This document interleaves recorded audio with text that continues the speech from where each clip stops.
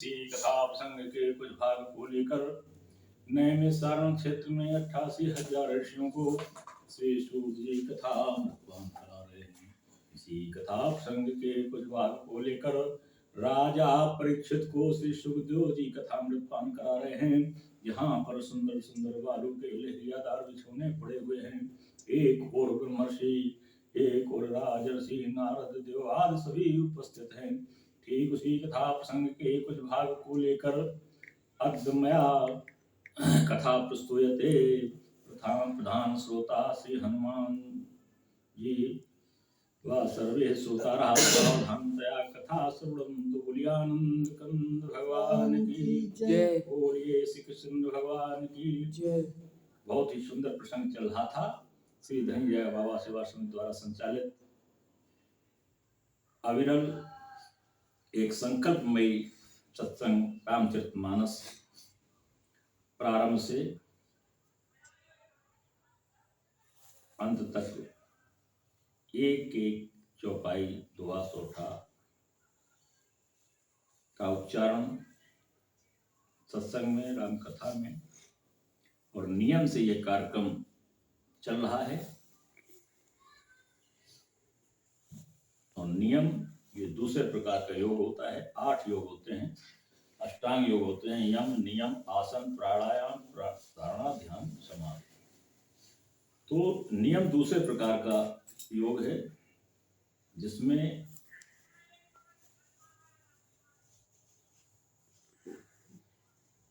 योग साधना से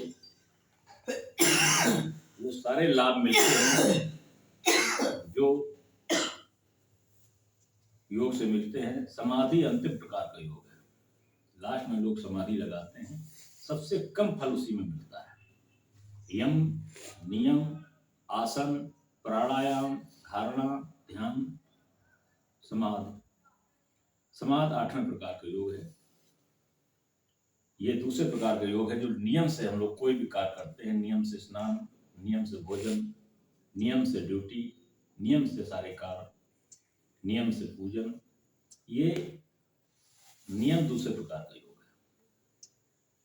अलग से कुछ पूजन पाठ करने की आवश्यकता नहीं है। यदि आप नियम से काम करते हैं तो आपके योगों का एक अभ्यास है और उसका फल है। आज मैया पार्वती भगवान शंकर से उन्हीं भगवान ब्रह्म राम की कथा सुन रही हैं, बड़ी आनंदित हो रही हैं। जिन ब्रह्म के लिए वो शक करती थी अपने पहले जीवन में, और उस जीवन में उन्होंने भगवान राम ब्रह्म पर शक किया कि ऐसा ब्रह्म कैसा जो पत्नी के लिए उनके वियोग में वन वन घूम रहा है, भिखारी बना है और खग मृग से, पशु पक्षियों से सीता का पता पूछ रहा है। ऐसा कैसा ब्रह्म है। आज वही पार्वती के स्वरूप में दूसरे जन्म में भगवान राम के चरित्र को सुनती हैं। और इसका सबसे पूरा रामचरितमानस का फल एक ही फल है, राम ही केवल प्रेम प्रेम प्यारा, जान ले सोई जानन हारा। जो जान गया है वो केवल प्रेम करता है, प्रेम के अलावा कुछ नहीं करता है। और भगवान राम उसी से स्नेह करते हैं, उसी को अपना प्रिय भक्त मानते हैं। जो प्रेम करता है प्रभु से, प्रेम अपने माता पिता, वो भी भगवान के स्वरूप में होते हैं, उनसे प्रेम, अपने बंधु भाइयों से प्रेम, बहनों से प्रेम, समाज से प्रेम, सगे संबंधियों से प्रेम। जो प्रेम रखता है उसी को सच्चा आनंद प्रभु प्रदान करते हैं और सच्चा आनंद प्राप्त होता है। आज भगवान राम बैठे हैं, बारात आ गई है, पूजन के लिए भगवान राम का पूजन चल रहा है। जैसे बारात आती है तुम्हारा भी ऐसे ही होगा, बर पूजन होता है। आज बर पूजन हुआ है। बर पूजन, बर को देख करके लोग सच्चा आनंद प्राप्त कर रहे हैं। देखिए सच्चा आनंद और आधुनिक आनंद, भौतिक आनंद क्या अंतर है। आपने कोई कार्यक्रम निश्चित किया कि फलाने दिन हमको रामायण करानी है, खंड रामायण करानी है, या श्रीमद् भागवत कथा करानी है या कोई भी पूजन या फलाने की शादी, फलाने समय शादी होनी है, ये निश्चित कर लिया। तो जिस दिन से ये संकल्प आया उस दिन से सच्चा आनंद प्राप्त होने लगा, स्वयं अपने को और अपनों को। यही सच्चा आनंद है।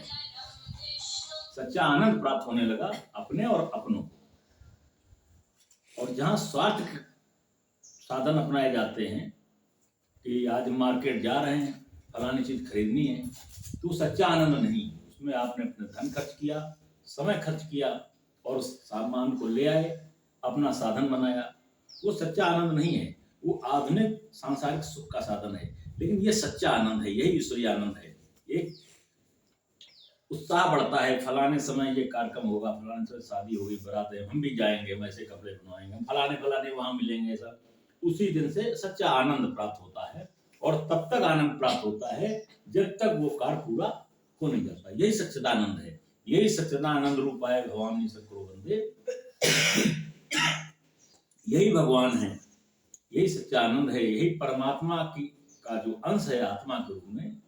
यही दोनों का जब समावेश हो जाता है, लिंक हो जाता है, जैसे मोबाइल किसी को मिलाएंगे तो जब मोबाइल मिल जाएगा तो दोनों से वार्ता हो जाएगी, यानी सच्चा आनंद प्राप्त हो जाएगा। ऐसे ही आत्मा और परमात्मा का मिलन, सच्चा आनंद प्राप्त होता है। आज वही स्थिति है। बारात अयोध्या से आ गई है, आज ऐसी बारात नहीं है कि शाम को चली और 2 घंटे बाद सब खत्म। बारात आ गई है, महीनों पहले बारात आ गई है। अयोध्या जनकपुर में बारात है, स्वागत सम्मान हुआ है, आज वर पूजन हो रहा है और भगवान राम बैठे हैं। रामचंद्र मुख चंद्र छवि, लोचन चारु चकोर, राम लोचन चारु चकोर, और करत पान सादर सकल प्रेम प्रमोद न थोर। रामचंद्र जी का मुख चंद्रमा के समान लोगों को सुशोभित हो रहा है, आनंद प्राप्त हो रहा है। आंखें लोग जो देख रहे हैं उनकी आंखें चकोर की तरह हैं, केवल भगवान राम को देखते हैं। और जब कोई वर ब्याह में आता है तो पूरे कैसा भी हो वर हो, उस समय लोग उसी की प्रशंसा करते हैं, फलाने का दामाद, फलाने का ये, फलाने का पति बहुत सुंदर लड़का मिला है। और पूरा जन्माशा और दोनों पक्ष के लोग, सगे संबंधी, केवल उसी वर की प्रशंसा, केवल उसी को लोग देखते हैं, किसी को नहीं देखते हैं, उसी को देखते हैं। सब झलक उसी की पाते हैं और उसकी प्रशंसा करते हैं दूल्हा, जो वो विष्णु का स्वरूप में होता है। आज भगवान राम को देख करके लोग आनंद प्राप्त कर रहे हैं। और उसी बीच जब समय आया, वर का पूजन हो गया, राम का पूजन हो गया, तब समय को देखा, मुहूर्त देखा, समय विलोक वशिष्ठ बुलाए, सादर सदानंद सुने आए। जब मुहूर्त होता है, मुहूर्त के हिसाब से सारे कार्य हो रहे हैं। वर पूजन हुआ, फिर मुहूर्त आया कि बेटी कन्या को बुलाया जाए। तुरंत वशिष्ठ जी ने सतानंद जी से कहा, बेटी को बुलाइए। बेटी आ रही है, कैसे आ रही है? समय विलोक वशिष्ठ बुलाए, सादर सतानंद सुने आए, वेग कुंवर अब आनव जाई, चले मुदित मुनि आयुष पाई। वेग, तुरंत, समय न निकल जाए, लड़की को बुलाइए।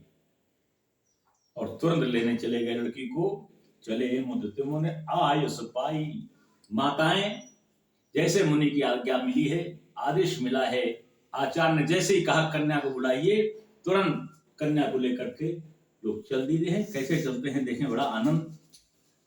आज भी ऐसे ही होता है, लेकिन 60 में लोग कर देते हैं। व्यवस्थाएं आज भी वही हैं, लेकिन 60 में कर दिए हैं।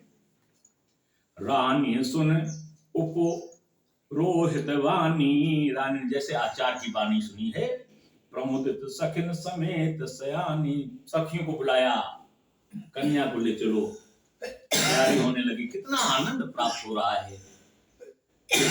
वधु कुल वृद्ध बुलाई, विप्र की वधुओं को बुलाया है। राजा जनक विप्र नहीं है, क्षत्रिय हैं, लेकिन सगुन में क्या है, विप्र वधुओं को बुला लिया है। अपने सगे संबंधी हैं ही, लेकिन विप्र की वधुएं भी आई हैं। और कर कुल वृद्ध बुलाई, कुल की भी वधुएं बुलाई हैं, वृद्धाओं को भी बुलाया है। वृद्धों को सब सगुन पता होते कैसे सगुन होते हैं, इसलिए वृद्ध भी हैं, नवेली वधुएं भी हैं, विप्र वधुएं भी हैं। कर कुल रीत सुमंगल गाई, जो रीत है उसी के साथ उन्होंने सुमंगल गाने गाने शुरू कर दिए हैं। सीता जी को ला रही हैं, सुमंगल गीत गा रही हैं। नारी वेश जे सुर बर बामा, सकल सुभाय सुंदरी श्यामा। देवी देवता भी वर वधु के रूप में, नारियों के रूप का वेश बना करके आज जनकपुर में आए हुए हैं। भगवान राम का विवाह देखने के लिए बैठे हैं। सब बड़े ही सुंदर हैं, सबका सम्मान हमारी सुनैना ने वैसे ही किया है जैसे बारात से लोग आए हुए हैं, अपने अतिथि लोग आए हुए हैं। कोई बिना जाने पहचाने भी उनका सम्मान किया है। उन जो देवी देवता नारी के विश्व में आए हुए हैं, उनसे कोई पहचान नहीं के लिए उनका सम्मान किया है। कैसे? तिन्हीं देख सुख पावहि नारी, और बिनु पहचान प्राण हूं ते प्यारे। कोई पहचान नहीं है, क्योंकि वो सगे संबंधी है नहीं, वो तो देवता है, देवताओं का कोई परिचय है नहीं, लेकिन नारी वेश में है तो पहचान नहीं है, फिर भी बहुत ही सम्मान पाया किया है और बहुत ही आनंद प्राप्त किया है, बहुत सुख प्राप्त किया है। ऐसे शादी विवाह में या किसी सांस्कृतिक कार्यक्रम में, धार्मिक कार्यक्रम में अपने आप सुख प्राप्त होता है, यही सच्चिदानंद है। और निजी स्वार्थ में सुख प्राप्त होना ये क्षण सुख प्राप्त होता है, लेकिन सच्चा आनंद तभी है जब हम लोग सनातन संस्कृति से, वैदिक रीति से अपने जीवन को जीते हैं, अपना जीवन यापन करते हैं, वैसे अवसरों पर सुमंगल कार्य करते हैं, वो सच्चा आनंद प्राप्त होता है। नारी वेशते जे सुर बर बामा, और सकल सुभाय सुंदरी श्यामा। तिन्हीं देख सुख पावहि नारी, और बिनु पहचान प्राण हूं ते प्यारी। उनको भी प्राणों से प्यारी है वो सगे संबंधी जो आए हैं नारियां, जो देवलोक से आई हैं नारी बनकर के आज जनकपुर उपस्थित है, उनको भी वैसे सम्मान मिला है जैसे अपने को सम्मान घर के लोग देते हैं। आज सुनैना ने ठीक वैसे सम्मान दिया है। बार बार सन्मान ही रानी, उमा रमा शारद समझानी। बार बार सम्मान दिया जा रहा है, एक नहीं कि केवल आगे सम्मान होगा, बराबर जब तक रहेंगे तब तक सम्मान चलता रहेगा, समय समय पर सम्मान रहेगा। सम्मान में आइए बैठिए पधारिए के साथ साथ जलपान आदि और उनको सम्मान के लिए कुछ द्रव्य, ये सब सम्मान में जुड़ जाता है।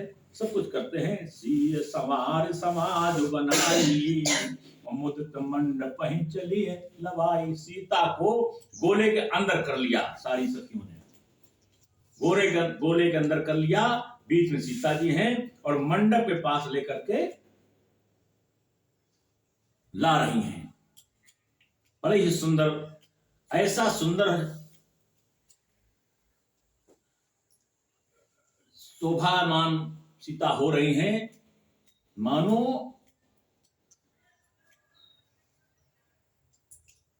सुंदरियों के बीच में महासुंदर कोई बालिका सजी समरी जयमाला को लिए हुए आ रही है। और देख करके लोग की इतनी प्रशंसा है कि हमारी लेखनी, शारदा की लेखनी रुक जाती है, प्रशंसा नहीं कर पाती। हमारे रामचरितमानस में लिखा है, चली ल्याई सीतहि सखी सादर, सज सुमंगल भामनी।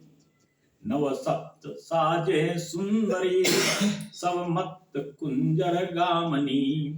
कल गान सुन मुन ध्यान त्यागहि, काम को कुल लाजहि। मंजीर नूपुर कलत कंकन, ताल गति बरबाजहि। सीता जी को जो गानों के साथ लाया जा रहा है, 9 सप्त साजे, 9 देवियों जैसा एकदम,